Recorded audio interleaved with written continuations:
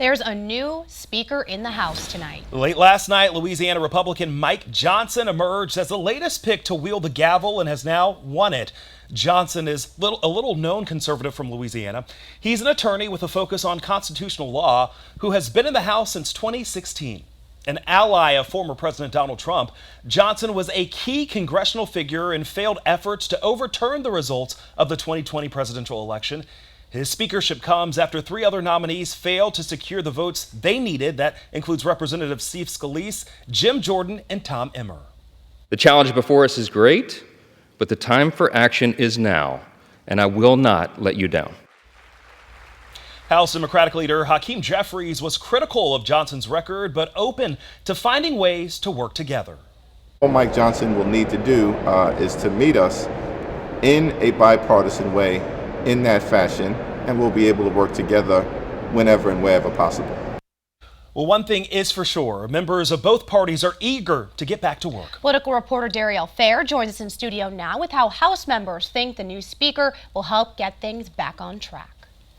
Capitol staff have already added a new sign for Representative Mike Johnson of Louisiana after the newly elected speaker secured 220 votes, receiving support from the entire GOP conference, excluding Wisconsin Congressman Derek Van Orden, who is currently visiting Israel amid their ongoing war with Hamas. The conference has remained divided for more than 3 weeks, chaos continuing to unfold as the House chose several nominees for Speaker who could not receive the votes needed to fill the vacant seat.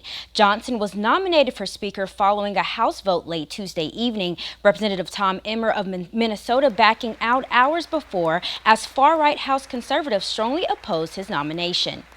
I think Mike Johnson's uniquely positioned to keep us united and on track with the important issues and not be distracted. We're going to have to make sure that we keep the government open and operational. And I'm optimistic and believe that with Speaker Johnson, we'll be able to do just that.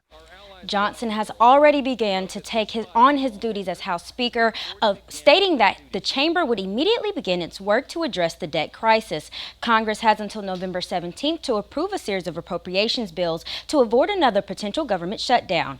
Johnson is proposing a short-term spending bill to continue funding through January 15 if Congress can agree. It is uncertain whether Johnson's new leadership will strengthen collaboration among the conference, but for now, Congress will be able to continue to conduct business as usual.